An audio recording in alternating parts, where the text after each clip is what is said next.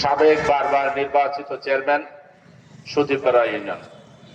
উপস্থিত আছেন ধামরাই উপজেলা বিএনপির সাবেক সাধারণ সম্পাদক অধ্যাপক এম এ জলিল। উপস্থিত আছেন খন্দকার আবু তাহের মুকুট, সাবেক সাধারণ সম্পাদক ধামরাই পৌর বিএনপি। উপস্থিত আছেন মহিলা দল ঢাকা জেলার সাবেক আহ্বায়িকা সভাপতি এবং মহিলা দল কেন্দ্রীয় কমিটির যুগ্ম সাধারণ সম্পাদিকা সাবিনা ইয়াসমিন। উপস্থিত আছেন ধামরাই উপজেলা শ্রমিক দলের সম্মানিত সভাপতি হাজী লোকমান হোসেন। উপস্থিত আছেন ঢাকা জেলা যুব দলের সাবেক সহসভাপতি ইবাদুল হক জাহিদ সহ আজকের এই অনুষ্ঠানকে যিনি আয়োজন করেছেন সফল এবং সুন্দরভাবে জালাল উদ্দিন সহ বিএনপি, যুবদল, ছাত্র দল, স্বেচ্ছাসেবক দল সহ বিভিন্ন পর্যায়ের নেতৃত্ব এবং আমার পিতৃতুল্য মুরব্বিয়ান, আসসালামু আলাইকুম। কেমন আছেন সবাই? ভালো আছেন সবাই?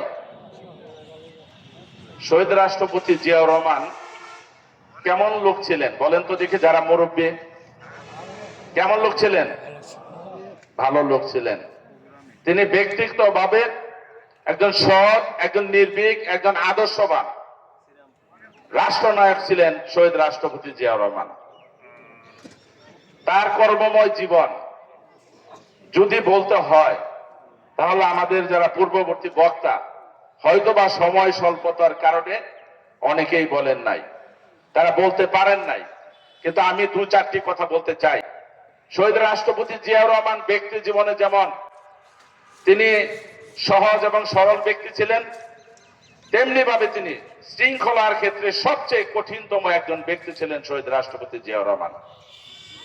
তার ব্যক্তি জীবন থেকে শুরু করে কর্মময় জীবন, যখন তিনি সেনাবাহিনীর মধ্যে ছিলেন, তিনি ওই তৎকালীন সময়ে শৃঙ্খলা আবদ্ধের মধ্যে থেকেও দেশপ্রেমে আবদ্ধ হয়ে তিনি বাংলাদেশের স্বাধীনতার ঘোষণা দিয়েছেন।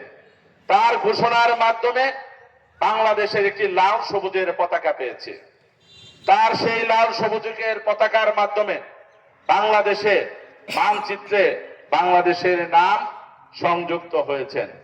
তারপর থেকে 7ই নভেম্বর সিপাহী জনতা বিপ্লবের অভ্যুত্থানের মাধ্যমে তিনি বাংলাদেশের রাষ্ট্রীয় ক্ষমতায় অধিষ্ঠিত হয়েছেন। তিনি রাষ্ট্রীয় ক্ষমতায় অধিষ্ঠিত হওয়ার পরে তিনি প্রত্যেকটা শ্রেণী পেশার মানুষের তিনি মন জয় করেছেন তার কর্মময় জীবনের মধ্য দিয়ে। তিনি একদিকে যেমন কৃষককে তিনি আপন করে নিয়েছেন, আলিঙ্গন করে নিয়েছেন, কৃষিকে তিনি বিপ্লবে পরিণত করেছেন।